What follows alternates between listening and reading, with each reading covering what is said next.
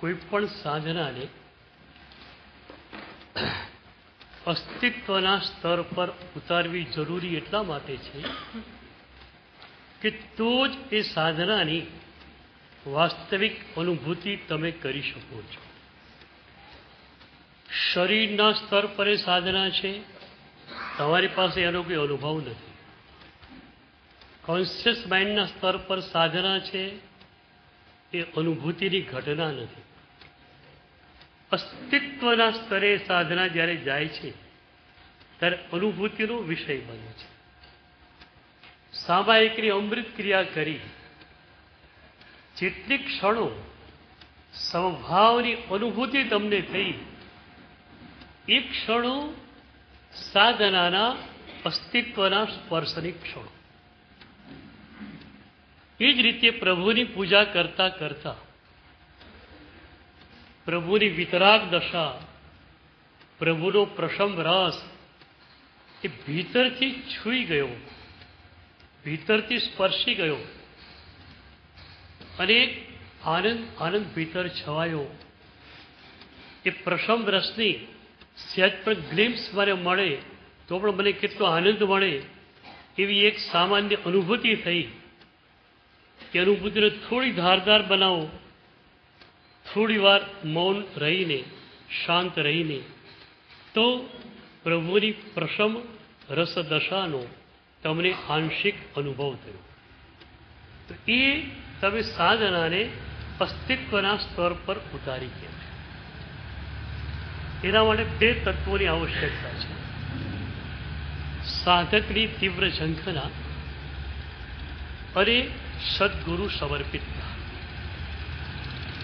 આપણા યુગમાં સાધનાને અસ્તિત્વના સ્તર પર આપવાનો બહુ જ મોટો પ્રયોગ વિશાળ સંખ્યામાં પન્યાસ પ્રવર ભદ્રંગદેવજી મહારાજ સાહેબના તત્વાવધાનમાં થયો.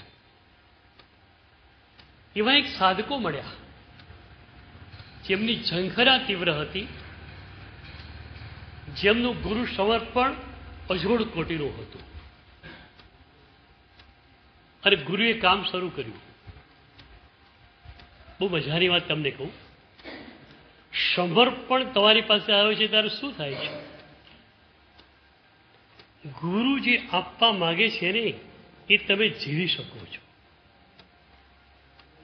ગુરુ જે પ્રવચન આપે છે ને એ પ્રવચન સામાન્ય શબ્દો નથી, એ શબ્દ શક્તિપાત છે. આપણને ખ્યાલ છે કલાપૂર્ણેશ્વરી દાદા મોટેથી બોલી શકતા નહીં, ધીમે ધીમે બોલતા. કદાચ શરૂઆતના 100-200 જણાને સંભળાય, હજાર હજાર માણસ ભેગું થતું. કેમ? ગુરુદેવની ઓરા અમને મળે અને એના એકાદ બે શબ્દો પણ મળી જાય તો એ શબ્દ મંત્ર રૂપે થઈ જાય. તો આવા અનુભૂતિવાન જે સદગુરુઓ છે એ તમારા ઉપર શબ્દ શક્તિપાત કરે છે. શક્તિપાતનો મતલબ એ છે એ ગુરુએ વર્ષો સુધી જે સાધના કરી છે એ સાધનાની શક્તિ એ તમારી અંદર પ્રક્ષિપ્ત કરે. તમારો ભલે 6 મહિનાનો દીક્ષા પર્યાય હો, એવા સદગુરુ મળી ગયા અનુભૂતિવાન, 50 વર્ષના દીક્ષા પર્યાયવાળા છે. એમણે જે સંયમની સૂક્ષ્મ સાધનાઓ કરેલી છે, તમે જો સમર્પિત થઈ જાઓ એમને, માત્ર થોડા શબ્દો દ્વારા તમને 50 વર્ષની એમની અનુભૂતિનો અર્ક મળી જાય. આપણે અત્યારે માત્ર શબ્દોમાં રહ્યા છીએ, નહીં, શબ્દ શક્તિપાત સુધી જવું છે. અને કોઈ પણ શક્તિપાત માટેની શરત એ છે કે સમર્પણ તમારી પાસે પૂરેપૂરું હોવું જોઈએ. હવે પન્યાસથી ભગવંતે કઈ રીતે કામ કર્યું એનું એક સેમ્પલ તમને આપું. પન્યાસથી ભગવંતે સમજાવ્યું એ ભક્તોને કે તમારી સાધનાને 3 અવરોધ નડે છે: રાગનો, દ્વેષનો, અહંકારનો. અનુભૂતિવાન સદગુરુ છે ને એ મર્મ સુધી પહોંચી શકે છે. તેમણે કહ્યું કે રાગ દ્વેષ અને અહંકારમાંથી મોટો અવરોધક હોય તો તમારો અહંકાર છે. તમારું હું, આ શરીર, આ નામ, એના મિશ્રણથી એક દ્રવ્ય તૈયાર થયું, તમે એના ઉપર હુંનું લેબલ ચિપકાવી દીધું.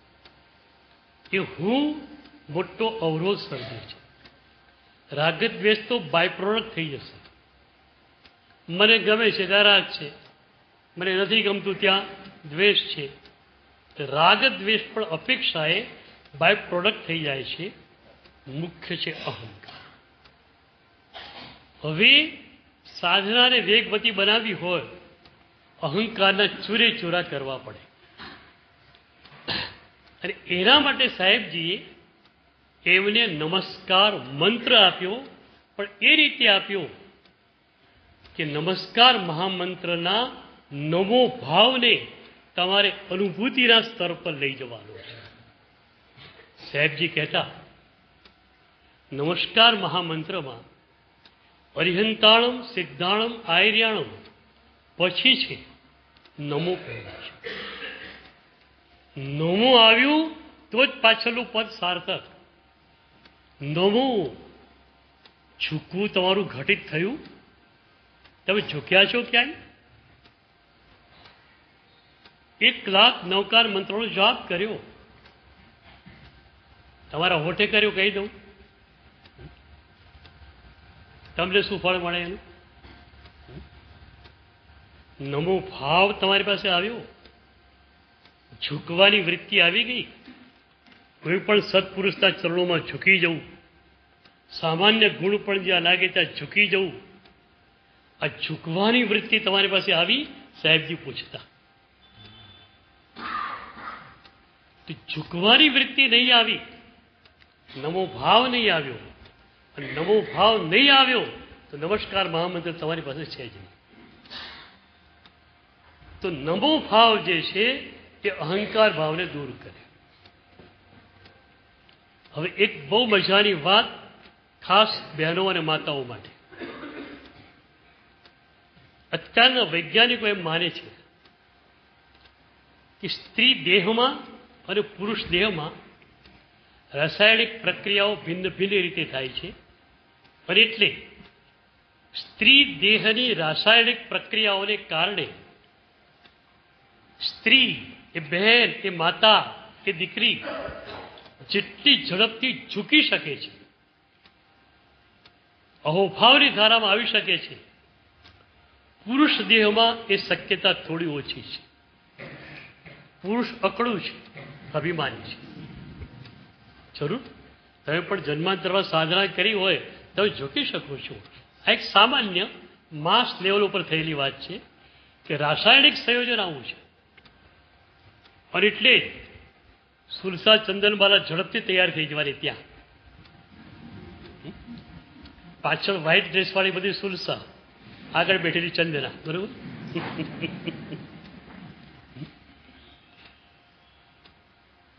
કેટલી બહેનો મારી ચેમ્બરમાં આવે, આમ વંદન કરતા કરતા રડી પડે, 5-5, 10 સુધી રડ્યા જ કરે. બસ એ ભીનાશ, એ આંસુ તમને પ્રભુ સુધી લઈ જાય.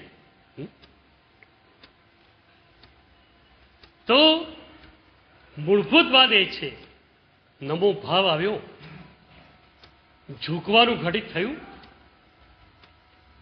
અને પછી એટલા મોટા ગુરુદેવે હતા, એમણે કહ્યું પંચ મહાવ્રતધારી સાધુ સાધ્વીઓનો ઝૂકો. શ્રાવક શ્રાવિકાઓના પણ જે વ્રતો છે, જે એમની સાધના છે, એમને ઝૂકો.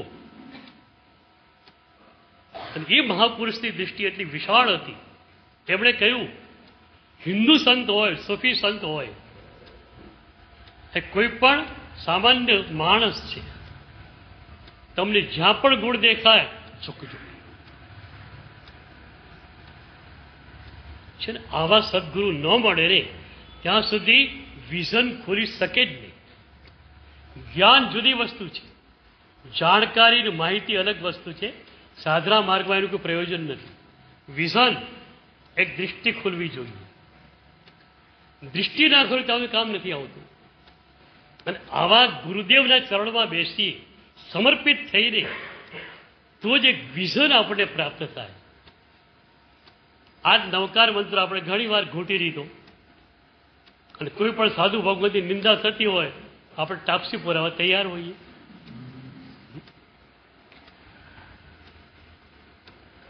અરે પંચ મહાવ્રતધારી મહાત્મા છે,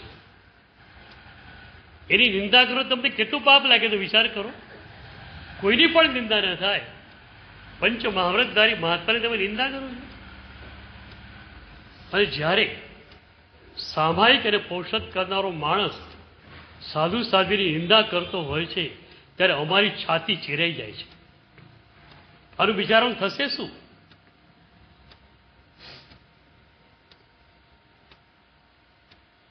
અમને લોકોને ઉપાધ્યાય યશોવિજયજીએ 350 ગાથાની સ્તવનમાં કહ્યું કે જ્ઞાન દશા તમારી પાસે નહીં આવી તો આ બધી તમારી કષ્ટ ક્રિયા છે. સાધુ જીવનની ક્રિયાઓ બધી મજાની, પ્રભુએ કહેલી છે માટે બધું જ મજાનું, એક એક પરિશ્રમોને સહન કરવા મજાના, પણ જ્ઞાન દૃષ્ટિ જો નહીં ખુલી, નિશ્ચય દૃષ્ટિ જો નહીં ખુલી તો બધું નકામું. શું શબ્દો છે એમના ખબર છે? જો કષ્ટે મુનિવૃત્તિ પામે બળદ થાય તો સારો. જડ સાધુ છે, આતમના સહન કરું, આમ કરું, તેમ કરું, કષ્ટ સહન કરું, અને એના મનની અંદર કોઈ ભાવ નથી, કોઈ સંતો પ્રત્યેનો ભાવ નથી, બધાની નિંદા કરનારો માણસ છે, માત્ર કષ્ટોને સહન કરે છે. તો એવા સાધક પ્રત્યે એક લાફો લગાયો ઉપાધ્યાયજી ભગવંતે. શું તું એમ માને છે કે કષ્ટ ક્રિયાથી મુનિવૃત્તિ મળે? એમ જો કષ્ટે મુનિવૃત્તિ પામે બળદ થાય તો સારો. બળદિયો થઈ જતું, ઘાંચીની ગાણીમાં ફરિયાદ કરજો આખો દાડો. કષ્ટથી મુનિવૃત્તિ મળતી હોય તો કષ્ટ તો તારા કરતા બળદિયા વધારે કરે છે, મજૂરિયા વધારે કરે છે. એટલે અમારે તો એટલું સરસ વિધાન આપવામાં આવ્યું, પરિસહ સહનાદિક પરકારા એ સવહે વ્યવહારા નિશ્ચય નિજ ગુણ ઠરણ ઉદારા લહત ઉત્તમ ભવપારા. પદ્મ વિજય મહારાજની આ એક સાધના કૃતિ છે. એમાં એ લખે છે પરિસહ સહનાદિક પરકારા એ સવહે વ્યવહારા. સાધુએ પરિસો સહન કરવા જ જોઈએ અને શ્રાવકોએ પણ કરવા જોઈએ, એમાં શું વાંધો છે? પણ પરિસહ સહન એ વ્યવહાર સાધના. અને એક વાર ખાસ યાદ રાખો, કોઈ પણ વ્યવહાર સાધના તમારી સાર્થક ક્યારે? એ નિશ્ચયમાં તમને લઈ જાય તો. જે સાધના તમને નિશ્ચયમાં ન લઈ જાય એ સાધના વ્યવહારાભાસ બની જાય. એ પ્રભુની વ્યવહાર ક્રિયા પણ રહેતી નથી, વ્યવહારાભાસ છે. સામાયિક લીધું તમે, સામાયિકની પ્રક્રિયામાં બેઠા, કટાક્ષા પર બેઠા, ચરણો હાથમાં લીધો, ઉપત્તિ લીધી, વિધિ કરી, બધું જ કર્યું, સમભાવ ન આવે તો નિશ્ચય સાધના શું? બહુ સરળ છે. નિશ્ચય એટલે મંજિલ, વ્યવહાર એટલે માર્ગ. જે માર્ગ મંજિલે ન પહોંચાડે માર્ગ કહેવાય ખરો? હું મારી પાચરાઓમાં પ્રબુદ્ધ સાધકોને એક જ સવાલ કરું છું, આટલા વર્ષોની સાધના દ્વારા તમે ક્યાં પહોંચ્યા મને બતાવો. અહીંથી વરમાણ તીર્થ છે ને, બાય રોડ જાઓ તો 14 કિલોમીટર છે. તમારે જવું છે કે વરમાણની યાત્રા કરું, તમને ખ્યાલ છે કલાકે 5 કિલોમીટર હું ચાલું છું, મેક્સિમમ 3 કલાક થાય. 3 કલાક ચાલો, 4 ચાલો, 5 ચાલો, 6 ચાલો, વરમાણ તીર્થ આવે જ નહીં. તમે વિચારો પડે ન પડો? કમસે કમ વિચારમાં તો પણ ખોટા માર્ગે આવી ગયો છું. કારણ કે 7 કિલોમીટર રેવદર 2 ફાટા પડે. એક પાવાપુરી સૂર્ય બાજુ જાય, એક વરમાણને મંડા તરફ જાય, તો પેલા રસ્તે મારી મૂકી હોય. તો માર્ગે ચાલનાર પાસે એક વાત નક્કી હોય છે, મારી મંજિલ કઈ છે. એટલું ઘણી વાર કહું છું, આપણે ત્યાંના અત્યારના 90% સાધકો, ખેત સાથે કહું છું, મોર્નિંગ વોક કરવા વાળા છે. મોર્નિંગ વોક વાળાને શું હોય? ડૉક્ટરે કહ્યું 5 કિલોમીટર ચાલવાનું, પ્રેશર છે, ડાયાબિટીસ છે, 5 કિલોમીટર ચાલવું રોજ સવારે. એ શું કરશે? 2.5 કિલોમીટર ઘરથી બહાર જવાનું, 2.5 કિલોમીટર બેક ટુ હોમ. હવે શું નક્કી કરે? રોડની સરફેસ કઈ બાજુ સારી છે, મંજિલ નથી કોઈ, ક્યાંય પહોંચવું એમ નથી, માત્ર 5 કિલોમીટર ચાલુ, શરીરની ચરબી બળી જાય થોડી, અને એ રીતે હું સ્વસ્થ બનું. તો એ મોર્નિંગ વોકર જે છે એની પાસે કોઈ મંજિલ નથી, માત્ર ચાલવાનું છે. અનેક સાધક લક્ષ્ય લઈને ચાલે, મારે પાલીતાણા જવું છે, તમે પણ અમદાવાદથી પાલીતાણા જવા નીકળો, તરત જ અમદાવાદથી બહાર નીકળો, કેટલા માર્ગો ફૂટે. પણ તમે ગૂગલમાં જોઈને પણ નક્કી કરશો કે પાલીતાણાનો માર્ગ કયો. 2 માર્ગ આવશે, 3 આવશે, 4 આવશે. ગૂગલમાં જોતા જશો પાલીતાણાનો માર્ગ કયો. તો તમે લોકોએ મંજિલ નક્કી કરી છે કે મોર્નિંગ વોક ચાલે હજુ સુધી? બે સમય થઈ ગયા, મોર્નિંગ વોક થઈ ગયા આજની. અને આપણે શું હોય, 500 નો સ્વાધ્યાય થઈ ગયો, ભયો લિંગાજી લાયા. મંજિલ શું છે? તો સ્વાધ્યાય, સ્વનું અધ્યયન થયું, સ્વરું અધ્યયન થયું. હું કોણ છું ખબર પડી, હું આ નથી, હું શરીર નથી. શરીર જે હું માને મિથ્યાત્વી. ફરીથી, શરીરમાં હું પડાની જેને બુદ્ધિ હોય મિથ્યાત્વી, કારણ મિથ્યા દર્શન છે. પ્રભુએ કહ્યું કે તું ચૈતન્યમય આનંદમય આત્મા છે, જ્ઞાન સ્વરૂપ આત્મા છે. તમે શરીરને હું માનું તો મિથ્યાત્વ થઈ ગયું. મંજિલ શું છે તમારી? આજ નક્કી કરો. હું અત્યારે કોઈ ટીકા પણ ક્યારે પણ કરતો નથી. એકદમ પોઝિટિવ માઇન્ડનો માણસ છું. માત્ર પ્રેમથી તમને માર્ગ બતાવો છો. મારે કહેવું છે, મંજિલ નક્કી કરો. ચિત્ત પ્રસન્ન પૂજન ફળ કયું? પૂજન એટલે માત્ર દ્રવ્ય પૂજા નહીં, ભાવ પૂજન, પ્રભુની આજ્ઞાનું પાલન. તો પ્રભુની આજ્ઞાનું પાલન તમે જેમ જેમ કરો તેમ ચિત્ત પ્રસન્ન બનતું જ જાય, નો ડાઉટ. પ્રભુની આજ્ઞા છે, રાગમાં ન જા, દ્વેષમાં ન જા, અહંકારમાં ન જા. તમે એમાં ન જાઓ, તમે એવરગ્રીન એવર ફ્રેશ રહેવાના છો. તમે લોકો એવરગ્રીન એવર ફ્રેશ કેમ છીએ? મલાઈ ખાધા નથી, બીજું કે અમારી પાસે છે નહીં. માત્ર પ્રભુની આજ્ઞાનું પાલન છે. એ પ્રભુની આજ્ઞાનું પાલન અમને લોકોને એવર ફ્રેશ, એવર ગ્રીન રાખે છે. ત્યારે પણ વિષાદ આવે જ નહીં. શાનો આવે? તો સામાયિક કરો, પ્રતિક્રમણ કરો, બધું પ્રભુની આજ્ઞાનું પાલન છે. હવે એ પ્રભુની આજ્ઞાના પાલન દ્વારા ચિત્ત પ્રસન્નતા વધી.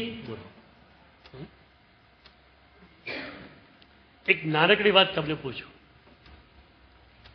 વંદિત સૂત્રમાં બોલો છો, તમ નિંદે તંચ ગરિહામી. એ પાપની હું નિંદા કરું છું અને ગરહા કરું છું. નિંદા એટલે આત્મસાક્ષિક ગરહા, અને ગુરુ પાસે જઈને આપણે નિંદા કરીએ એટલે ગરહા કહેવાય. તો હવે આજે તમે જુઠ્ઠું બોલેલા છો અને એની ગાથા આવી. તમ નિંદે તંચ ગરિહામી બોલતા ડુસકા આવે?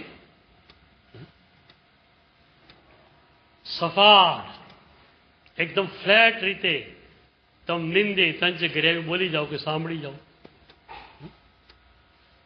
આમ તો બોલનાર જ હોય છે, આપણે તો સાંભળનાર હોતા જ નથી. પ્રતિક્રમણ સાંભળનાર હોય કોઈ?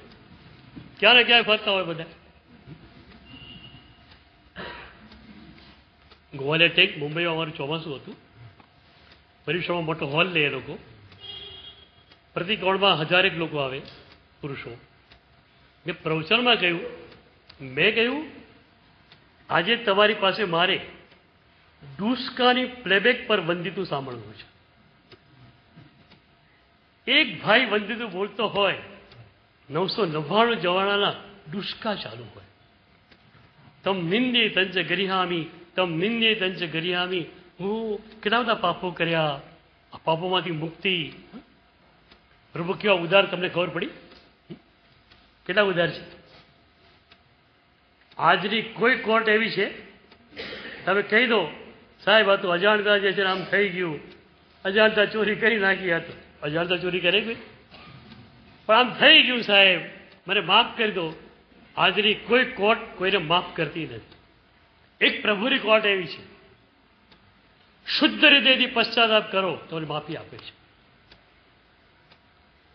ચૈત્યવંદન કરો, કોઈ પણ ક્રિયા કરો, ઈર્યાવયપૂર્વક તમે કરો છો.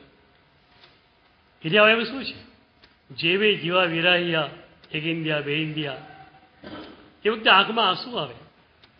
તમે ઘરેથી ચાલીને દેરાસરે આવેલા છો, કદાચ ઈર્યા સમયથી પાડી નથી, કદાચ કોઈ નાનકડું જીવજંતુ પગ તળે આવી પણ ગયેલો હોય, એ વખતે એ ઈર્યાવૈયા તમે કરો અને ખરેખર પશ્ચાતાપ સાથે કરો તો શાસ્ત્રો એમ કહે છે કે ઈર્યાવય સૂત્ર લઘુ પ્રતિક્રમણ સૂત્ર છે. નાનામાં નાનું પ્રતિક્રમણ સૂત્ર કયું? ઈર્યાવય સૂત્ર. અને કેટલી મજાની વાત આવી તમને કહું. પાણી રહેલાયેલું હતું, સચિત હતું, તમે એના ઉપર પગ મૂકીને આવ્યો. હવે અપકાય જીવ તો એકેન્દ્રિય છે, કાન નથી એની પાસે. તમારી વાત સાંભળશે એ રીતે. તમે એ જીવોની માફી તો માગી લો, એ જીવો સી રીતે સાંભળશે? એટલી સરસ થીમ ત્યાં આપી, ઈચ્છા કારણ સંદેશ ભગવાન ઈર્યાવયમ પડિક્કમામી. પ્રભુને ઉદ્દેશીને આપણે કહીએ, પ્રભુ આવું મેં કર્યું છે તો મારી આ માફી બધા જીવોને પહોંચાડી આપશો, મને નિર્દોષ આ બનાવી આપશો. આટલી સરસ સાધના જેને મળેલી હોય એ ભીનો ન રહે તો શું રહે, મારે તમને પૂછવું છે. સુરદાસજીએ કહ્યું, નિષિદ્યન બરસત નયન હમારે, સદા રહત બરસા ઋતુ હમ પર. નિષિદ્યન બરસત નયન હમારે, પ્રભુ મારી આંખો રાત અને દિવસ વરસી રહી છે. પછી શું કહે છે? સદા રહત બરસા ઋતુ હમ પર. પ્રભુ આ આકાશને તો એકાદ બે મહિના વિનાશ રહે છે, મારી આંખોના આકાશને 12 મહિના વિનાશ રહે છે. અહીં 12 મહિના ચોમાસું જ ચોમાસું છે. ફક્ત ભીનો ભીનો હોય, ભક્તની વ્યાખ્યા જા. અને હું તો ઘણી વાર કહું છું, ભીરું હૃદય, ભીરી આંખો, પરમાત્મા રહ્યા. ભીરું હૃદય, ભીરી આંખો, પરમાત્મા ક્યાં છે? અહીંયા છે. પરમાત્મા દૂર નથી, આ રહ્યા. ભીરું હૃદય ક્યાં છે? કોમળ. અમારી સાધના માટે પણ કહ્યું, દ સ્વીકારિકની હરિપુત્ર સ્વરી મહારાજની ટીકામાં, કે સાધુ કેવો હોય પ્રભુનો, સાધ્વી કેવી હોય. તેમણે લખ્યું, સર્વ જીવ સ્નેહ પરિણામ સાધુત્વ. સર્વ જીવો પ્રત્યેનો મૈત્રી ભાવ જેની પાસે છે, કોમળ કોમળ હૃદય જેનું છે, એ પ્રભુનો સાધુ છે, એ પ્રભુની સાધ્વી છે. જો કે આ છઠ્ઠા ગુંઠાણીની વાત છે, સાતમે ગુંઠાણે તો એકદમ અંદર ઉતરી જવાનું છે. સાતમા ગુંઠાણે ટોચ પર તો તમે 24 કલાક ધ્યાન દશામાં રહો છો. તો એટલી મજાની પરફેક્ટ સાધના મળી છે કે આ સાધનાને સદગુરુની નિશ્રામાં જઈએ, સદગુરુને સમર્પિત થઈને આપણે કરીએ ને, તો 2-4 જન્મો તો બહુ વધારે છે. આવતા જન્મે પણ મનુષ્ય થઈએ અને મોક્ષમાં જઈ શકીએ આપણે. તો પંજાસજી ગુરુદેવે આ વાત સમજાવી નમો ભાવની. પછીની વાત કરું, હિંમતભાઈ બેડાવેલા સાહેબના પ્રમુખ ભક્ત પાલીતાણામાં અરવિંદ શ્રી દાદાની નિશ્રામાં ચોમાસું હતું. હિંમતભાઈ બેડાવાળા ત્યાં આવેલા. બપોરે ઘણીવાર એમને મારી પાસે આવવું હોય વાંચના લેવા માટે, સમય પૂછતા, હું કહેતો આ ટાઈમે આવજો. તો એ ટાઈમની 20 મિનિટ પહેલાં આવે. એટલે દાદાને વંદન કરી લે, પછી મને વંદન કરે, પછી બધા સાધુઓને વંદન કરી લે. બધા સાધુઓને વંદન કર્યા પછી ફરી મારી પાસે આવે, ફરી વંદન કરે, મને વાયણાના આદેશ લે, મારી પાસે બેસે. એકવાર મારા એક શિષ્યએ હિંમતભાઈને કહ્યું, હિંમતભાઈ તમારી સાધના તો બહુ જ ઊંચી છે, અમે એવી સાધના આજે કરી શકતા નથી. હિંમતભાઈ તમે અમને વંદન કરો છો ને, ના કરો તમને સારું લાગશે. એ વખતે હિંમતભાઈ કહેતા, સાહેબ તમે પંચ મહાવ્રતધારી છો, મારી એક જ ઈચ્છા છે તમને વંદન કરતા હું પંચ મહાવ્રતધારી ક્યારે બની છું. એક જ ઈચ્છા છે, પ્રભુના સાચા સાધુ મારે બની જવું છે. એ હિંમતભાઈની સાધના એ હતી, તમને કહું, એ બેડાવાલા કહેવાય, એટલે બેડા ગામના રહેવાતી હતા રાજસ્થાનમાં. એમના ગામથી 3 કિલોમીટર દૂર દાદા પાર્ષદનું તીર્થ છે. એક વખત સાંજના ટાઈમે 4-5 વાગે દેરાસરે ગયા, પૂજા કરી, પછી એક જગ્યાએ ઊભા કાવ્યસર કે ધ્યાનમાં. તીર્થ હતું, યાત્રિકો આવે ત્યારે આવે, બાકી તો ખાલી હોય. પૂજારી ખ્યાલ હતો હિંમતભાઈ સાહેબ પૂજા કરવા આવ્યા છે. સાંજને આવ્યો, કોઈ જોયું નહીં મંદિરમાં, એણે અંધારું હતું, થાંભલાની પછવાડે હિંમતભાઈ હતા, દેખાણા નહીં. આરતી ઉતારી મંદિર માંગલી કરીને જતો રહ્યો. જંગલમાં તો કોઈ રહે જ નહીં, બેડા જતો રહ્યો. એ બી ઘરેનું બેડા હતું. હવે આમ તો આપણું દેરાસર 5-5:30 ખુલે, આ તો તીર્થનું જંગલમાં આવેલું મંદિર હતું. કોઈ યાત્રિક હોતો પડે તો 10 વાગે 11 વાગે આવો પૂજા કરી જાઓ. 10 વાગે પૂજારી આવ્યો, દેરાસર ખોલ્યું, અંદર હિંમતભાઈ સાંજનું પ્રતિક્રમણ કરી લીધું, સવારનું પ્રતિક્રમણ કરી લીધું, આખી રાત કૌશક ધ્યાનમાં રહેલા. અત્યારે કૌશક ધ્યાન ચાલુ હતું સવારના 10 વાગે. પૂજારી ગભરાઈ ગયો, મારી નાખ્યા. આ તો બહુ મોટા ટ્રસ્ટી સાહેબ છે. મેં ખ્યાલ બી ન રાખ્યો, સાહેબ અંદર હતા, મેં દેરાસર માંગણી કરી નાખ્યું. સાહેબ મારી ભૂલ થઈ ગઈ. હિંમતભાઈ કે ભૂલ કઈ રીતે થઈ? આખી રાત કૌશક ધ્યાનનો લાભ તે મને અપાયો છે. આ હિંમતભાઈ. હવે તમને એ વાત કહું કે નમો ભાવ એમનો કેટલો વિસ્તરેલો, કે સાધુ સાધુજી પ્રત્યે આટલો જ ભાવ, શ્રાવક શ્રાવિકા પ્રત્યે પણ એટલો ભાવ. અમારા એ ચોમાસામાં એમને 78મી હોળી પૂરી થઈ વર્ધમાન તપની. ઘરે જ આંબીલ કરતા, આંબીલ શાળાએ નહીં જતા. રૂમ રાખેલી, 2-4 રૂમો રાખેલી, મહેમાનો આવે કરે, પોતાનું રસોડું, ઘરે જ આંબીલ કરતા. કેમ? 1 કે 2 દ્રવ્યથી એમનું આંબીલ હોય, ક્યારેક અલુણું આંબીલ હોય. આંબીલ શાળામાં જાય તો કોઈને ખબર તો હોય હિંમતભાઈ બેડાવાલા છે. હું સાહેબ એક વસ્તુ લીધી, આંબીલ પૂરું કરી નાખ્યું. ખાલી દાળ, 2 વાટકી દાળ પીધીનું આંબીલ પૂરું.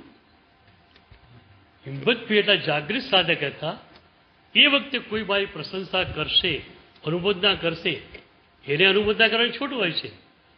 મને તો અહંકાર ક્યારે નહીં આવી જાય ને પાછું. એટલા માટે આંબીલ સારે નહીં જતા, ઘરે આંબીલ કરતા. 78મી હોળી પૂરી થઈ, પારણું કરવાની જરૂરિયાત લાગી નહીં એમને. પારણું શા માટે? શરીર કામ કરે છે. હા, આખોની રોશની ચૂકાઈ ગઈ હોત, શરીર લડખડિયા ખાતું હોત તો પારણું કરવું પડે, શરીરને કંઈક આપવું પડે, ઘી દૂધ. મજાથી શરીર કામ કરે છે. 79 હોળી લાખ જાગડ શરૂ કરવી છે. જે દિવસે એમણે હોળી શરૂ કરવી હતી એ દિવસે પ્રભુને ખૂબ પ્રાર્થના કરી, સદગુરુઓ પાસે આશીર્વાદ લીધો. પછી બહુ મજાનું કામ શું કર્યું કે પન્ના રૂપા ધર્મશાળામાં પ્રતિક્રમણની બધી આરાધના કરતા હતા. અમે લોકો પન્ના રૂપામાં જ હતા. તો ત્યાં પ્રતિક્રમણમાં જેટલા પણ શ્રાવક ભાઈઓ આવતા હતા બધાને વિનંતી કરી, 200-500 જે હતા એમને, કે આવતીકાલે મારે ત્યાં આપણે એકાશો કરવા માટે આવવાનું છે. ચોમાસામાં બધા યાત્રિકો એકાશો જ કરે, આવતીકાલે એકાશો મારે ત્યાં. એટલે 79મી હોળીનો પ્રારંભ એ દિવસે 500 સાધકોને પોતાને ત્યાં નિમંત્ર્યા.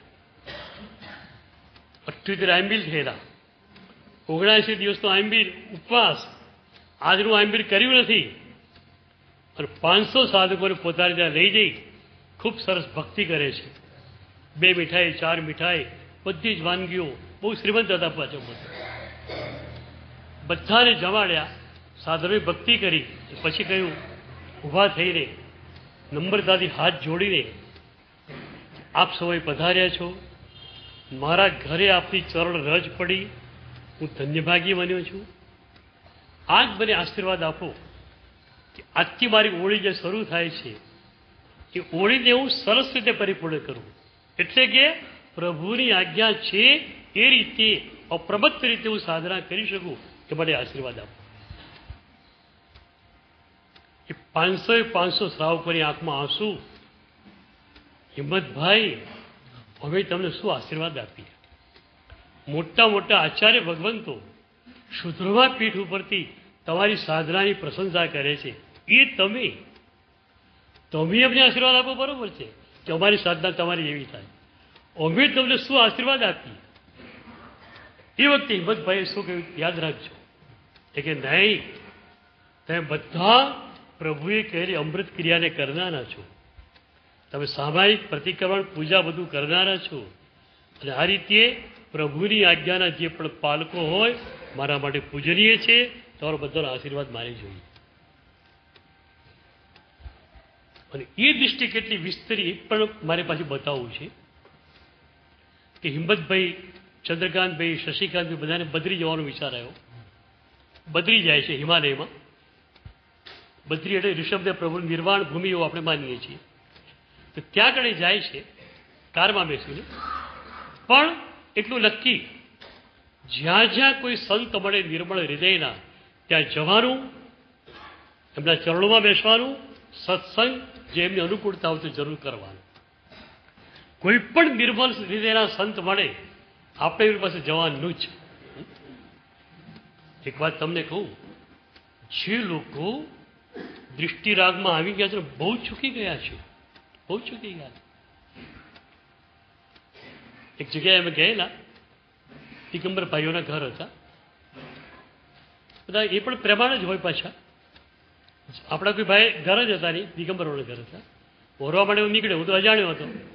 એક ભાઈ દિગંબર જ હતા, પ્રેમથી વરવા માટે નીકળ્યા. એમાં એક ઘરે ગયા, એક બહેને કહ્યું પેલા ભાઈને મારી જોડે આવી દે, વરાઈ દે, કે છે આપી દે. પેલા ભાઈએ વરાવ્યું. હું તો બહાર નીકળ્યો. આપણે કંઈ ખબર ને, ભાઈ માણસ છે, એમસીમાં આવે કે એવું કંઈ કારણ હશે. પેલો ભાઈ હોશિયાર હતો, મને કે સાહેબ એ ભાઈએ તમને કેમ ન વરાવી ખબર પડી? બધું ના ના એમાં શું, ભાઈ માણસ છે. ના ના સાહેબ એ કારણ નથી, કે છે એમણે સંવેદમાં ઉછરેલું છે. દિગંબર સાધુ સિવાય કોઈ સાધુ ગણાય જ નહીં. પછી તમે સાધુ જ નથી એમની પરિભાષા. આ પરિભાષા આજે આપણે ત્યાં પણ આવી ગઈ છે. એટલે વિવેક દૃષ્ટિ તમારી પાસે જોઈશે કે જ્યાં જ્યાં ગુણ છે ત્યાં મારે ઝૂકવું છે. કોને ગુણીને ઝૂકવું છે આપણે? તો એ હિંમતભાઈ બેડાવાલા અને બધા સાધકો કોઈ પણ સંત હોય. એક વાત તમને કહું, આશ્રમધારી કે મઠધારી સંતોની વાત નથી કરતો. મેનેજમેન્ટ ક્યાંય બિઝનેસ બેઠા હોવાની વાત નથી. નિર્મળ હૃદયનો સંત એક ઝૂંપડીમાં બેઠો હશે. એ દુનિયાને મળવા ક્યારે આવવાનો નથી. તમારે એને મળવા જવો તો જાઓ, એ પ્રભુમાં વિલીન થઈ ગયેલો છે. તેવા અન્ય પંથના સંતો પણ ઘણા છે. રમણ મહર્ષિ, રામકૃષ્ણ પરમહંસ, આનંદમયી માં, આજના યુગના સંતો હતા. ખરેખર લાગે એમને જોતા કે પ્રભુમય એમનું જીવન હતું. તો આપણે ત્યાં તો પહેલી દૃષ્ટિથી સાધના શરૂ થઈ જાય છે. અને તમારી પાસે તો પહેલી દૃષ્ટિ છે કે નહીં એના પણ ફાંફા છે. ઘણી તમારી ભાષામાં મારા સાધુ સાધ્વીઓને પૂછું કે યોગ દૃષ્ટિ સમજ છે, એમાં પહેલી દૃષ્ટિના જે ગુણો કયા છે એ આપણી પાસે છે? મિત્રા દૃષ્ટિ, એ સાધક મૈત્ર હોય, બધાનો મિત્ર હોય, એને કોઈ શત્રુ જ ન હોય. આ પહેલી દૃષ્ટિ છે, બોલો. અને એમ કરતાં કરતાં આગળ જાય ત્યારે પાંચમી દૃષ્ટિએ એને સમ્યક દર્શન મળે છે.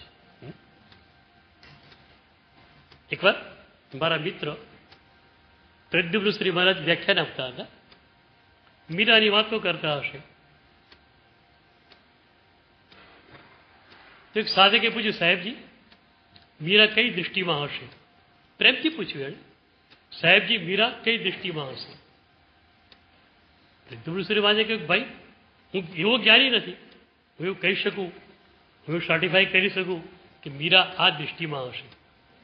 પણ મીરાની અભિવ્યક્તિ જોતા મને લાગે છે કે એ અભિવ્યક્તિના અનુસારે એની અનુભૂતિ હોય તો મારી પાસે મીરા જેવી અનુભૂતિ નથી. આપણા જૈન શાસનના એક પ્રબુદ્ધ આચાર્ય એમ કહે છે કે મીરાની અનુભૂતિ જેવી અનુભૂતિ મારી નથી. આ શું છે? વ્યાપક દૃષ્ટિ છે. તો શું તે જ્ઞાનથી પણ ગુણ મળશે, તમે લેવા માંડશે.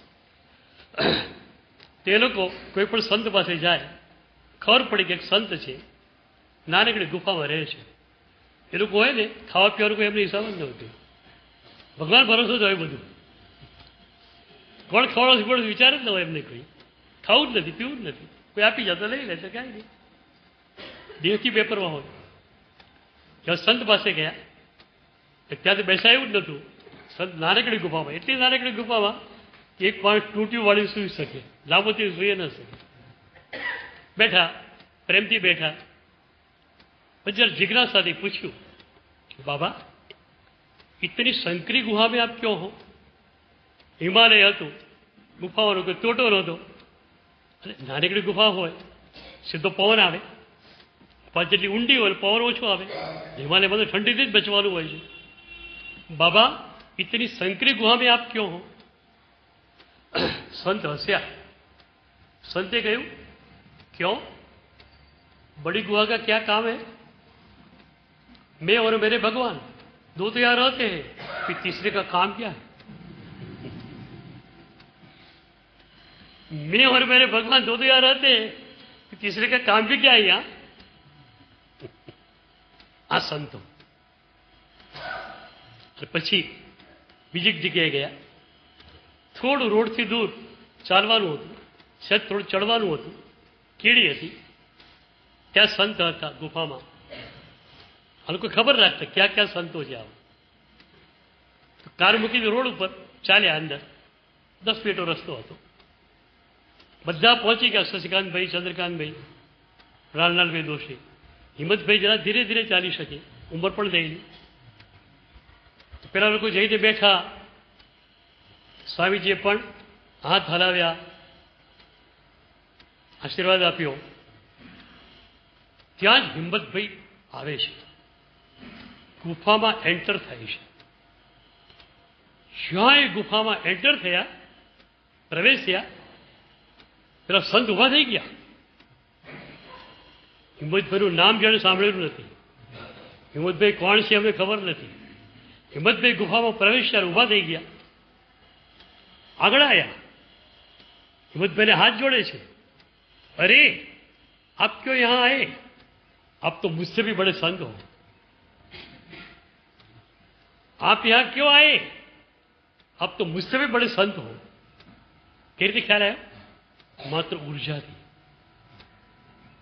એ જે બોડીમાંથી ઉર્જા નીકળતી હતી હિંમતભાઈની, આટલી સાધના જેણે કરી હોય, જેનું મન આટલી હદે પ્રસન્ન હોય, ગુરુદેવે આપેલું મન, ગુરુએ આપેલું મન હો, પ્રભુએ આપેલું મન. તમારી પાસે કોનું આપેલું છે? કોનું આપેલું? કોનું આપેલું છે? ભેટ આપવું હું સ્વીકારશો? પ્રભુનું મન, ગુરુનું મન તમને મળી જાય. જોઈએ?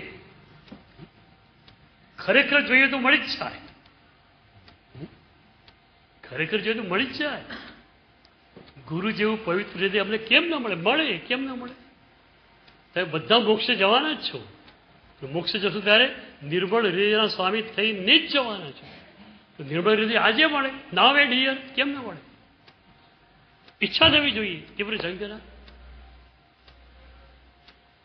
तो संत के छे, आप क्यों यहां आए? अब तो मुझसे भी बड़े संत हो. तो हिम्मतभाई पते पगे लागे, सामे पेला पगे लागे. શું એ દૃશ્ય હશે? જે સંતે ઘરબાર છોડેલા, તેની પણ ચિંતા છોડેલી, એ માણસને એમની સાધના ઊંચી લાગે છે. માત્ર ઉર્જા ની પણ કેટલી સેકન્ડની એન્ટર થયા ને ઉર્જા પકડી લીધી. ગુફા છે ને આ કામ કરે છે કે ઉર્જાને પકડી રાખે છે. એટલે જ ગભારાના મંદિરો બહુ સારા છે, ભોયરાના મંદિરો બહુ સારા. પેલા ગભારા પણ એવા હતા, મોટો ગભારો હોય, પરિતણા હોય, સંકેત હોય, કઈ વેન્ટિલેશન નહીં, બિલકુલ અંધારું જ હોય, બીજું કોઈ દ્વાર હોય જ ન શકે ત્યાં, કારણ ઉર્જાને ઘુમરાવવાની હતી. ભોયરામાં તો બહુ સરસ ઘુમરાય ઉર્જા. ભોયરાના મંદિરો બહુ સારા. પછી એ લોકો બદ્રી પહોંચ્યા છે. બદ્રીમાં પેલા ટાટ બાબા હતા, માત્ર કંતાનનું ટોવેલ જેવું વસ્ત્ર પહેરેલું હોય, ખુલ્લું દિલ બદ્રીમાં. લોકો 3 કોટ પહેરીને ફરે ખુલ્લા દિલ. અને 6 મહિના તો બદ્રીમાં કોઈ માણસ ન હોય, કોઈ પણ માણસ નહીં. મંદિરો બંધ થઈ જાય, પૂજારીઓ નીચે ઉતરી જાય હરિદ્વાર સુધી, બદ્રીમાં કોઈ માણસ ન હોય. અને ટાટ બાબા 12 મહિના બદ્રીમાં રહે. આ લોકો ત્યાં બી ગયા એમની પાસે. કોઈ એમની ગુફા હોવા નહીં, કોઈ જગ્યા નહીં, માત્ર વૃક્ષ નીચે ક્યાંય કોઈ જગ્યાએ ડેરા તંબુ તાણી બેઠેલા હોય મજા. कि सब भूमि गोपाल की, अब क्या जमीन के टुकड़े को क्या करना है, सब भूमि गोपाल की, सब अपनी जमीन है. आ लोग बैठा ने पूछ्યું कि बाबा 6 महीने तो यहाँ कोई रहता ही नहीं, मनुष्य भी नहीं होता, आप तो यहाँ भी रहते हो, वहाँ कहाँ मैं यहाँ रहता. ठीक है, दूसरी बात तो ठीक है, आप ठंडी को झेल सकते हो, लेकिन भिक्षा का प्रबंध कैसे होता है, रोटी दाल का प्रबंध कैसे होता है. और संत शु बोले जो खुमारी थी, क्या तुम ऐसा सोचते हो कि तुम रोटी देने वाले हैं? तो अरे रोटी देने वाला ऊपर वाला है, तुम कौन देने वाला हो? तुम देने वाले कौन हो? तो ऊपर वाला देता है. શું શ્રદ્ધા હશે? હિન્દુઓમાં એક સાધના આવે છે, એને આકાશી વૃત્તિ કહેવામાં આવે છે. એ આકાશી વૃત્તિની સાધનાનો મતલબ એ છે કે માત્ર પરમાત્મા તરફ મુખ રાખીને બેઠેલો હોય. સંસારમાં બેઠેલો ગ્રહસ્થ છે, કોઈ ચિંતા એને નથી. જે પણ ઘટના ઘટે પ્રભુના ચરણોમાં અર્પણ, મારે ઘટના જોડે કોઈ સંબંધ નથી. આકાશી વૃત્તિ. આર્થિક ચિંતા છે, કશું છે, કોઈ વાત નહીં, પ્રભુ પર જ જીવવાનું, હાથ કરે લાંબો નહીં કરવાનો.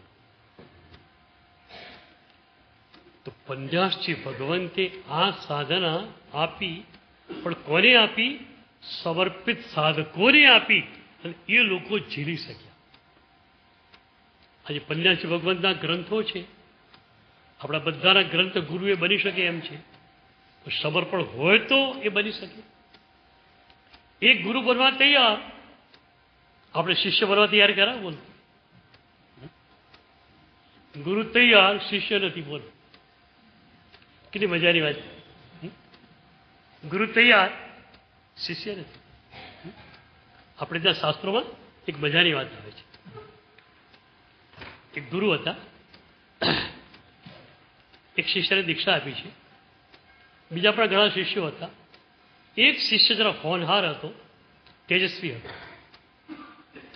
એક વિદ્યા ગુરુ પાસે એવી હતી કે જે અમુક જાતની સજ્જતા હોય પછી જ આપી શકાય એવી. કાચા પોચાની વિદ્યા પછી એવી નહોતી.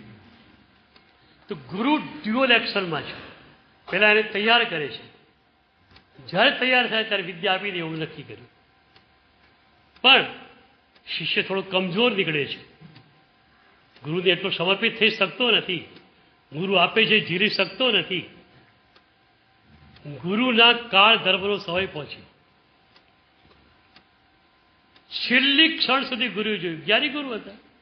મારો દેહ અત્યારે છૂટવાનો છે ખબર હતી, 5:55 દેહ છૂટવાનો છે. 5:54 સુધી રાહ જોઈ. પેલો જરો પરિપક્વ થાય તો વિદ્યા આપીને જવું. પેલો નહીં થયો. અને પછી ગુરુના ગયા પછી આને ભાન થયું, આટલા બધા ગુરુ હતા, આટલા બધા ગુરુ હતા. આવા બધા ગુરુ પામી ચૂકી ગયો, એવો પશ્ચાતાપ થયો, એટલો પશ્ચાતાપ, અને એમાં એકદમ સમર્પણની ભૂખ જાગી. આંખમાંથી રોજ આંસુ, ગુરુદેવ તમારે જેવા મહાન સંત મળ્યા, હું તમને ઓળખી ન શક્યો, હું તમને પામી ન શક્યો ગુરુદેવ, મારું જીવન તો ખલાસ થઈ ગયું. એટલું સમર્પણ આવી ગયું. દેવલોકમાં રહેલા ગુરુ જુએ છે, જે સાંજે પરિપક્વ થયો, એકદમ સમર્પણ પડેલું પૂરેપૂરું થઈ ગયું. ગુરુ આવ્યા દેવલોકમાંથી, વિદ્યા આપી દીધી.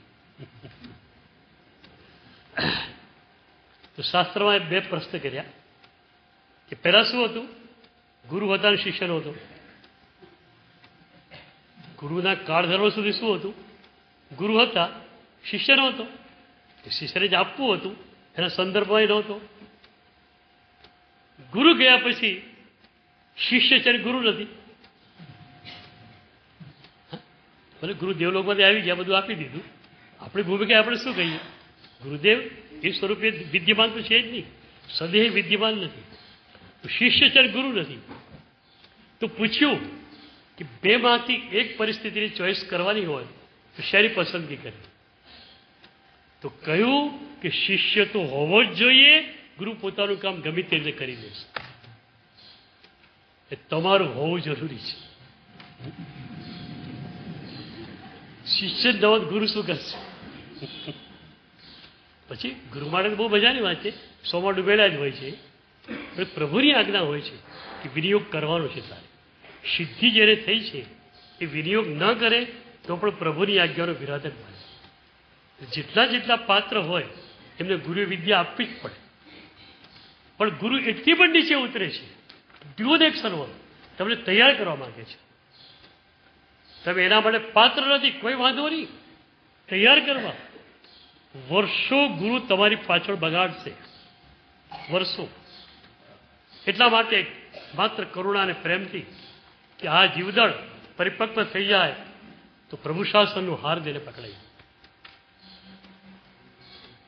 તો પન્યાસજી ભગવંતે સમર્પિત સાધકો તરફ આ એક કામ કર્યું. કામ થઈ શક્યું કે સાધકની તીવ્ર ઝંખના હતી અને સાધકનું તીવ્ર સમર્પણ હતું. તમારી પાસે પણ બે જ ચીજ જોઈએ છીએ, તીવ્ર ઝંખના, તીવ્ર સમર્પણ. અને બધા સદગુરુઓની એક કોરી ઓફર હોય છે, હું પણ આપતો હોઉં છું કે તમારી સાધનાની તીવ્ર ઝંખના છે. ઘણા મારા ભક્તો અમેરિકામાં રહે છે, યુરોપમાં રહે છે. હું બધાને કહું છું, ક્યારે પણ મૂંઝવણો મુકાવો, તરત પર વોટ્સએપ દ્વારા સંદેશો મોકલો, જવાબ તમને તરત મળી જશે. હું તૈયાર જ છું. તમારી સાધનાની ખરેખરી તલબ હોય, જ્યાં તમને ગૂંચ પડે મને કહી દો, તમારી ગૂંચ ઉકેલવા માટે હું તૈયાર છું. બે વસ્તુ તમારી પાસે જોઈશે, જો તીવ્ર ઝંખના, સમર્પિતતા. આ વિના ગાડી શરૂ નહીં થાય. આ બે હશે તો કામ શરૂ બી થઈ ગયું, પૂરું બી થઈ ગયું. તો સ્વાનુભૂતિ દૂરની ઘટના નથી, સાધનાને અસ્તિત્વના સ્તરે ઉતારવી દૂરની વાત નથી. તમારી થોડી સજ્જતા જોઈએ છે. આમ જુઓ તો સમર્પણ તમારા માટે અઘરું છે.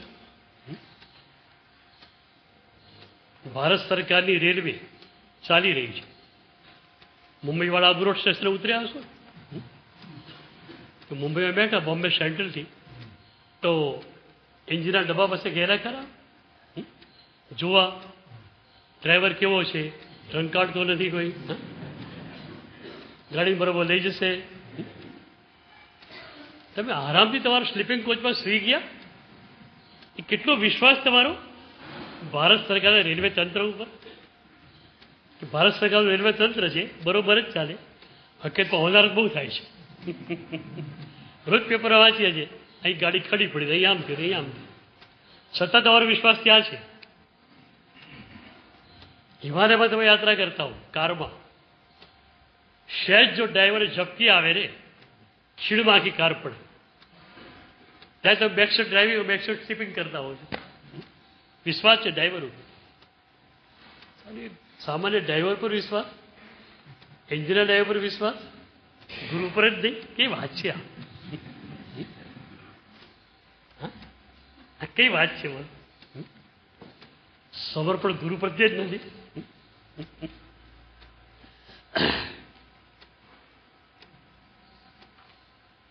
અઘરું છે આ અમારે. તમે સમર્પણ કરો જ છો બધે. સંસારમાં તમારી ગાડી વિશ્વાસથી જ ચાલે છે. બધે વિશ્વાસ નહીં, વિશ્વાસ નથી. સમર્પણ, અને એ પણ સંપૂર્ણ સમર્પણ. અમારે ત્યાં કહ્યું, કોઈ શિષ્ય એવો કે પ્રભુ તમારી આજ્ઞા 99% તો હું માનીશ, 1% મારી ઈચ્છાપૂર્વક હું કરીશ. ભગવાન કે ગેટ આઉટ, મારે ત્યાં રહેવાની તારી જરૂરિયાત નથી, ભાગી જાજો. ઉપદેશ મારામાં આવા સાધક પ્રત્યે, શિષ્ય પ્રત્યે ધર્મદાસ ગળીએ લાકડી ઉડાવી છે. 99% પ્રભુની આજ્ઞા પ્રમાણે કરું, 1% મારી ઈચ્છા પ્રમાણે કરું. ત્યાં શબ્દો વાપર્યા છે, શબ્દની લાકડી. કસ્સા એસા કુણે સબ્બમ. તું 1% તારી ઈચ્છાથી કરે છે, તો 99% તારી ઈચ્છાથી જ થઈ ગયું. આજ્ઞા ક્યારે તારી પાસે? કસ્સા એસા કુણે સબ્બમ. 99% પ્રભુની આજ્ઞાનું પાલન છે, 1% નહીં હોય, પ્રભુ રિજેક્ટ કરી નાખશે અમને પણ. ચાલો ચાલ્યા જાઓ, મારી પાસે તમારું કામ નથી. 99% વાળાનું કામ નથી, 100% વાળાનું કામ છે. ટોટલ સરેન્ડર જોઈએ. સાધુત્વ પણ સફળ ક્યારે? પ્રભુની આજ્ઞા પ્રત્યેનું 100% સમર્પણ હોય તો, નહીતર નહીં. મારી ઈચ્છા આ છે, હું આમ કરું. પ્રભુની આજ્ઞા વાયા ગુરુ તમારી પાસે આવશે.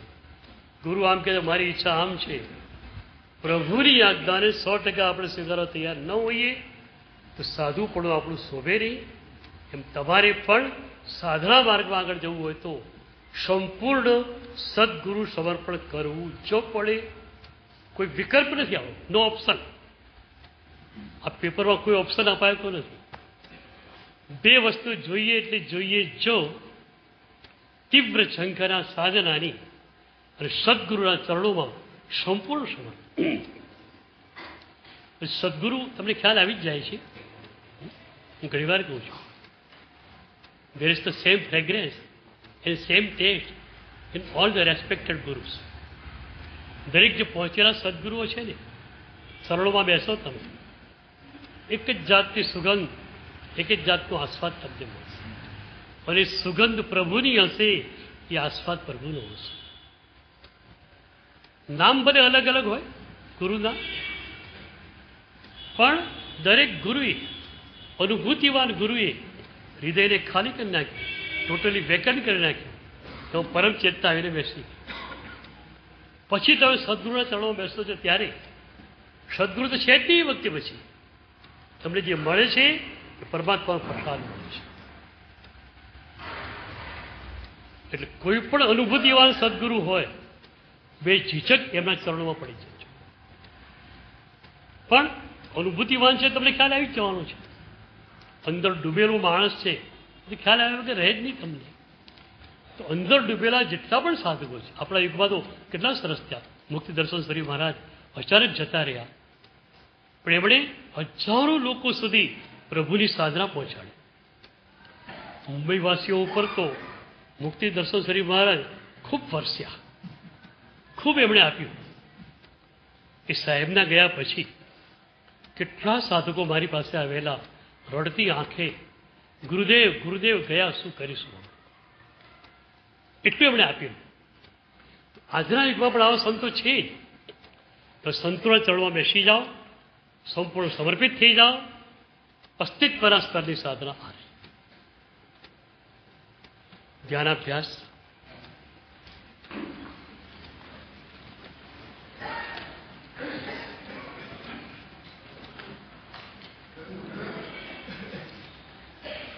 આંખે બંધ, શરીર સ્થિર.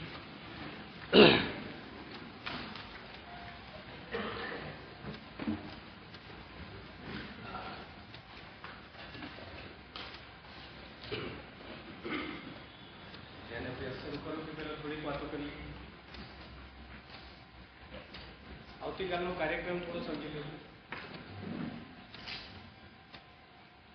આવતીકાલે 21 તારીખ બોલું છું. સાથે કાઉન્ટડાઉન શરૂ થઈ રહ્યું છે.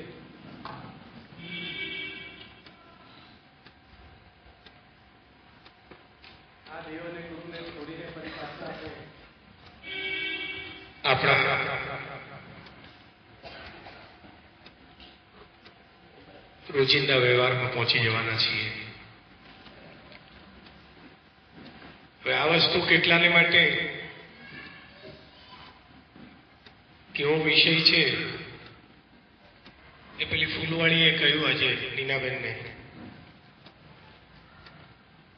કે ઘણા બહેનો તો એટલા બધા સાધનામાં મગ્ન છે અને ઘણાને તો જાણે મૌન સાધનામાં આવ્યા છે તો દર વખતે મૌન સાધનાના સાધકોને જોતી હોય છે કે ઘણા બહેનોને તો જાણે મૌન સાધના શિબિર સાથે કંઈ લાગતું વળગતું જ નથી એવું લાગે છે.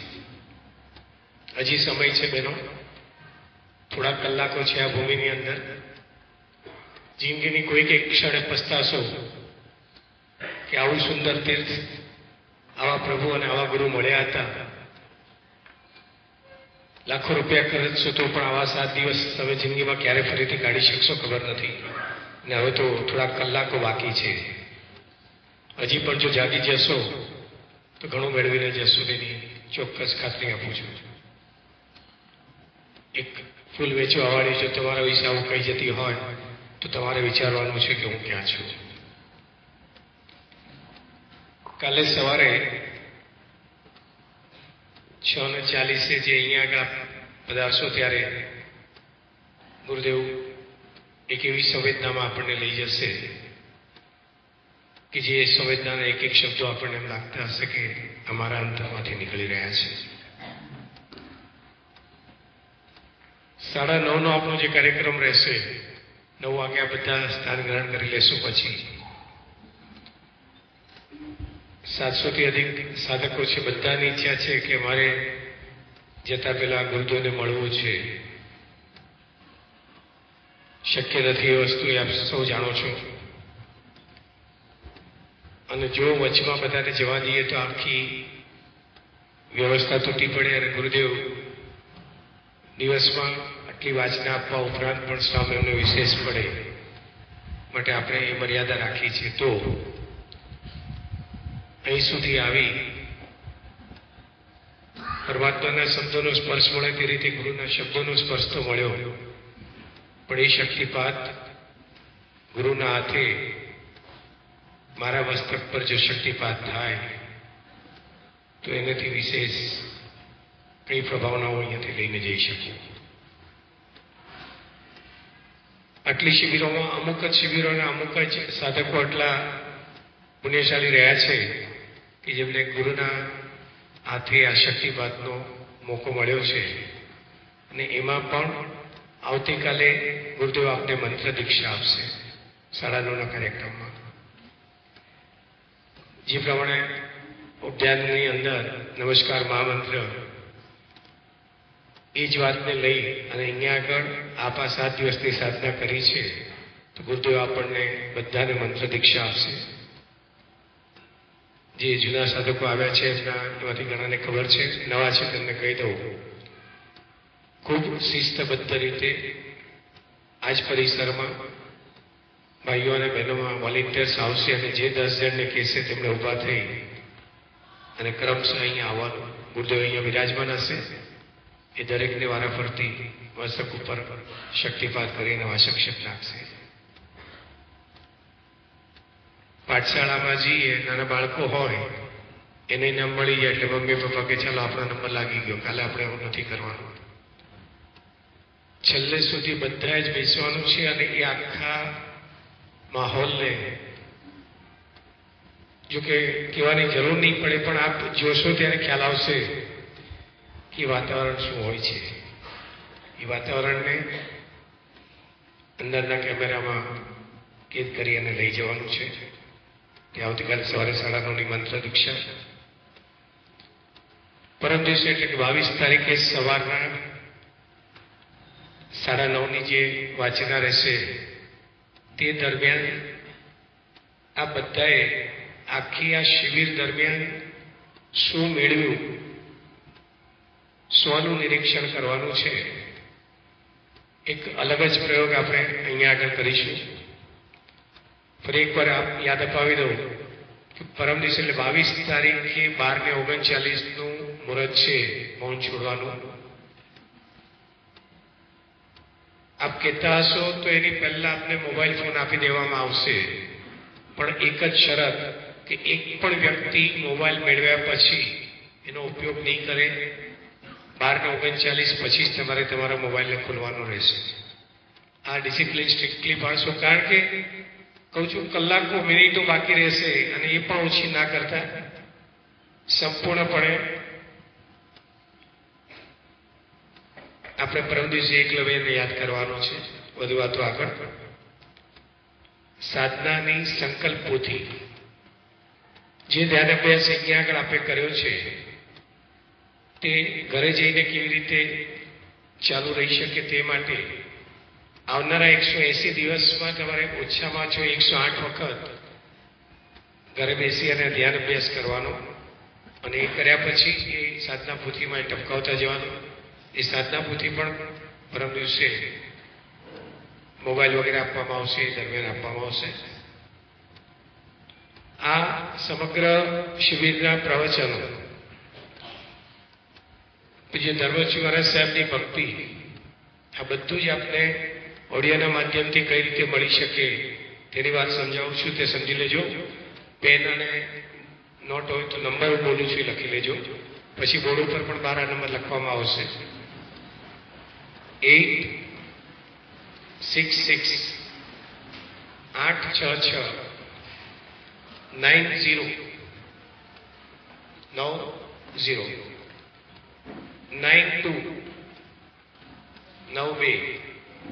368 368. ફરીથી આખો નંબર બોલું છું. 866 90 92 આ નંબર તમારે તમારા વોટ્સએપ વાળા ફોનમાં સેવ કરવાનો સાધના લખીને, અને આ નંબર ઉપર સાધના લખી અને એક મેસેજ તમારે વોટ્સએપથી મોકલવાનો. પછી રેગ્યુલર આ બધી વસ્તુ અત્યારની અને હવે પછીની દરેક વસ્તુ આની અંદર આવશે. ધર્મજી સાહેબે જે પદો લીધા છે એ પદો કાગળ ઉપર જે ટાઈપ કરેલા હોય એ બધા જ પદો જે અહીંયા લેવાયેલા છે એની PDF એ આપને આ નંબર દ્વારા મળશે.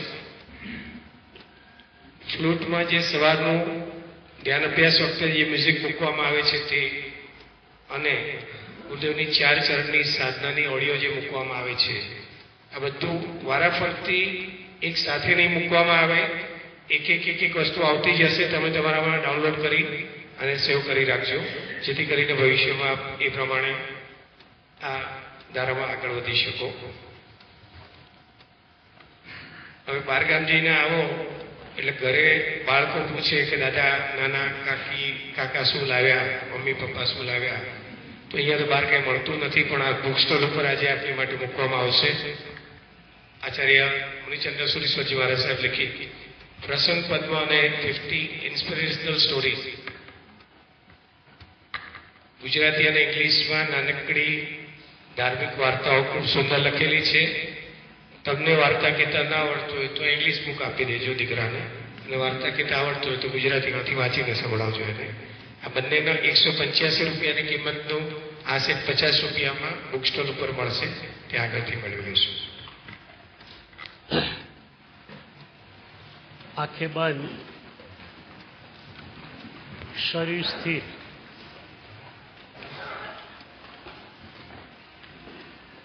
धीरे धीरे धीरे सांस ले, धीरे धीरे सांस छोड़े.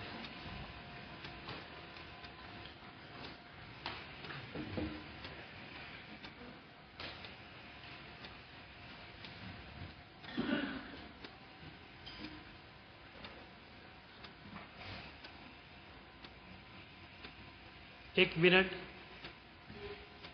इसका अभ्यास करो. पूरा पूरा श्वास लो, पूरा पूरा श्वास छोड़ो.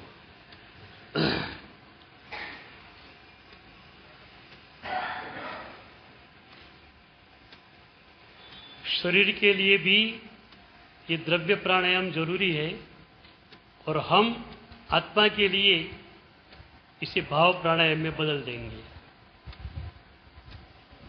शरीर भी स्वस्थ रहे वो साधना के लिए तो आवश्यक है ही।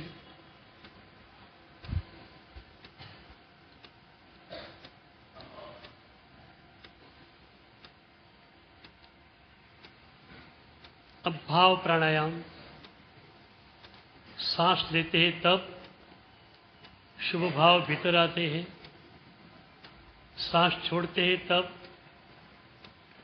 अशुभ भाव बाहर आता है। श्वास लेते हैं, समभाव का आंदोलन भीतर आता है, सांस आप छोड़ते हो, अंदर से क्रोध बाहर आता है। 1 मिनट पूरा अभ्यास। उपयोग सांस पर रखो, शुभ भाव और अशुभ भाव का काम चालू रहेगा। श्वास पूरा पूरा चल रहा है वो देख लो। हजारों श्वास रोज लेते हो, छोड़ते हो, उपयोग पूर्वक एक भी श्वास छोड़ते नहीं हो।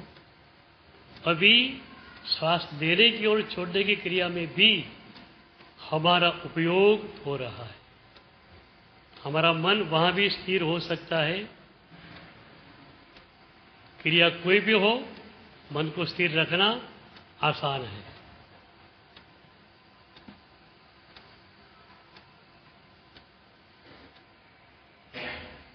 थोड़ी क्षण ऐसे ही गहराई से रहो। सांस लेना है पूरा पूरा, छोड़ना है।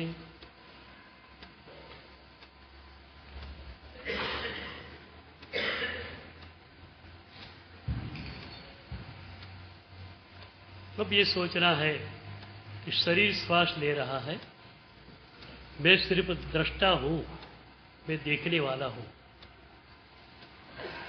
मैं इस प्रक्रिया को देख रहा हूं। शरीर भिन्न है, मैं भिन्न हूं। मैं मेरे शरीर को देख रहा हूं। शरीर सांस ले रहा है, शरीर सांस छोड़ रहा है।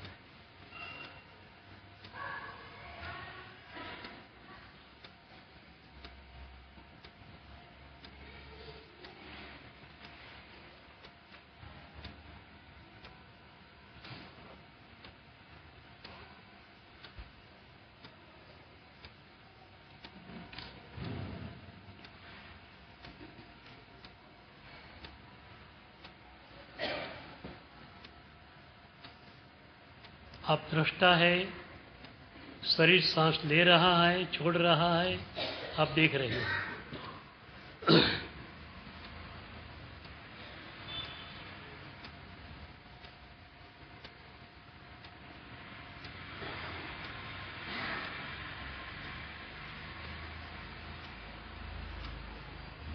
शरीर की इस मुद्रा को हमारी जैन परिभाषा में हम स्थिरासन कहते हैं। सिद्धार्थ मूर्धन्य जयघोषवरी दादा स्वाध्याय और भक्ति के साथ स्थिरासन को भी प्रायश्चित में देते हैं। तो स्थिरासन बाह्य तप भी है। अब दूसरा चरण। तिथैरा मे पश्यन्तु, तिथैरा मे पश्यन्तु, तिथैरा मे पश्यन्तु, तिथैरा मे पश्यन्तु, तिथैरा मे पश्यन्तु, तिथैरा मे पश्यन्तु, तिथैरा मे पश्यन्तु, तिथैरा मे पश्यन्तु, तिथैरा मे पश्यन्तु, तिथैरा मे पश्यन्तु, तिथैरा मे पश्यन्तु, तिथैरा मे पश्यन्तु, तिथैरा मे पश्यन्तु, तिथैरा मे पश्यन्तु, तिथैरा मे पश्यन्तु, तिथैरा मे पश्यन्तु, तिथैरा मे पश्यन्तु, तिथैरा मे पश्यन्तु, तिथैरा मे पश्यन्तु, तिथैरा मे पश्यन्तु। अब तीसरा चरण मानस जाप। इस पद को मन में दोहराना है। शरीर स्थिर हो गया था, अब मन को भी स्थिर कर दो। एक पद पर, एक मंत्र पर मन को टिका दो।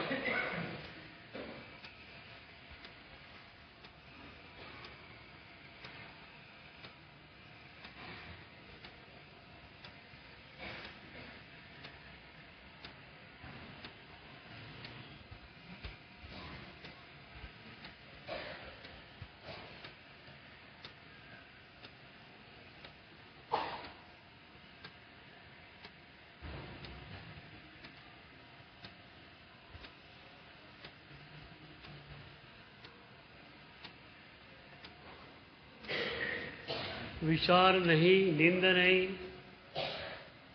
सिर्फ जागृति, एकाग्रता, तित्थैरा में पश्यन्तु।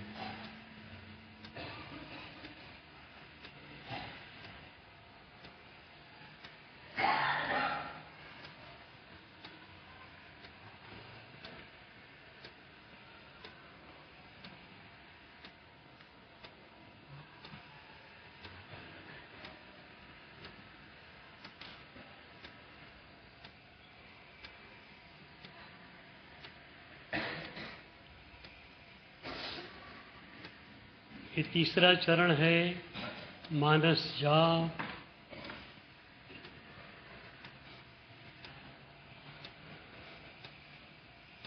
मन कहीं बाहर न जाए, देख लो जरा।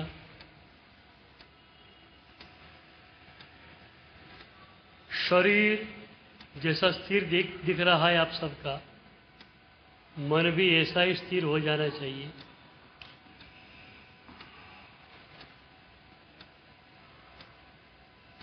ये एकाग्रता तो हमारे पूरे जपयोग में आपको सहायक होगी। नौकार मंत्र गिनते हैं लेकिन नमो भाव तो नहीं आता, लेकिन सही सही मन में उपयोग भी नौकार मंत्र का नहीं रहता है।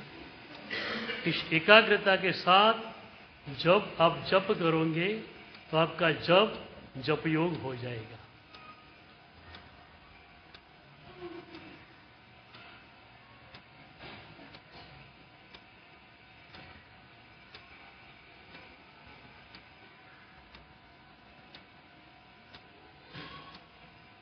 एक मिनट मानस जाप, बिल्कुल जागृति, अवेयरनेस।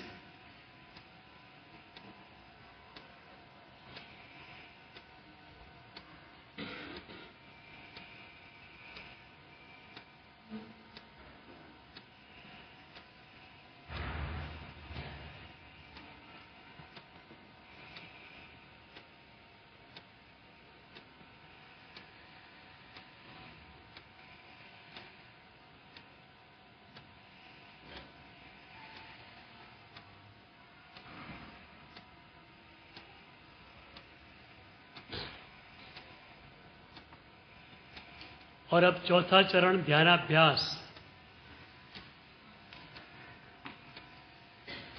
मंत्र को छोड़ देना है, आपके भीतर जो शांति है उसका अनुभव करना है। आप शांत हैं, प्रशांत हैं,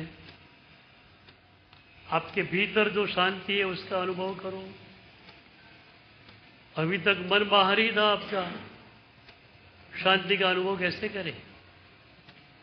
बाहर तो अशांति ही अशांति है, हमारे भीतर ही शांति है। इस भीतर की शांति का अनुभव करो।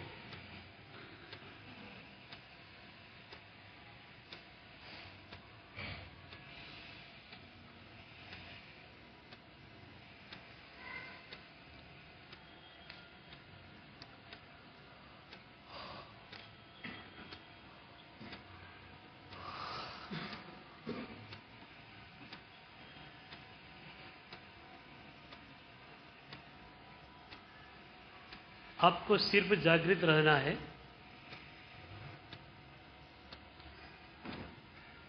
कुछ हो रहा है, कुछ नहीं हो रहा है, इससे आपको संबंध नहीं है कोई।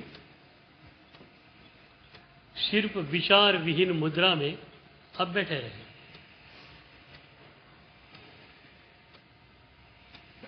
आराम से बैठना है।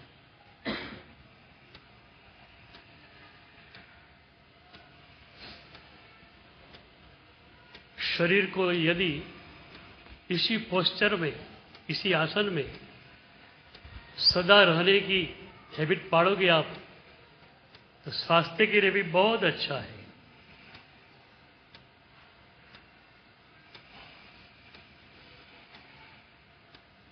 षट चक्र हमारे स्पाइनल कार्ड में ही है। तो बेरू झुक जाएगा तो चक्रों जो है उसको भी असर होगा।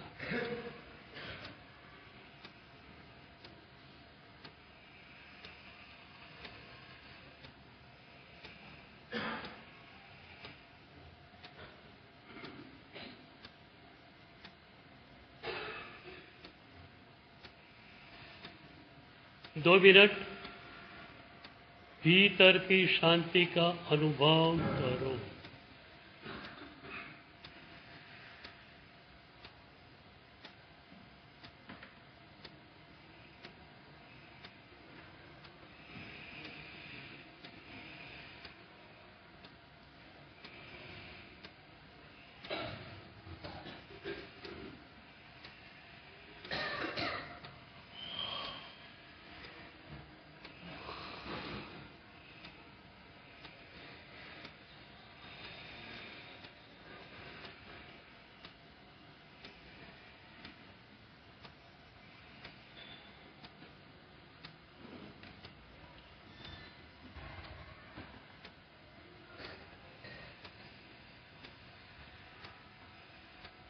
थोड़ी गहराई से भीतर जाइए।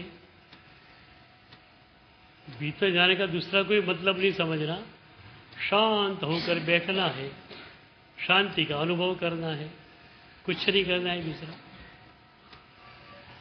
करना तो यह है ही नहीं, डूइंग नहीं है, बीइंग ही है। अब जो हो सो हो बस।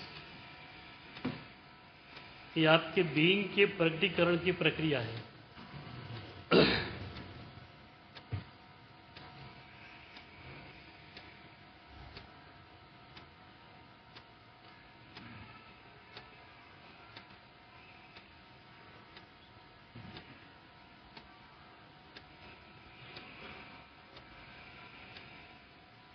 तीस सेकंड बिल्कुल जागृति।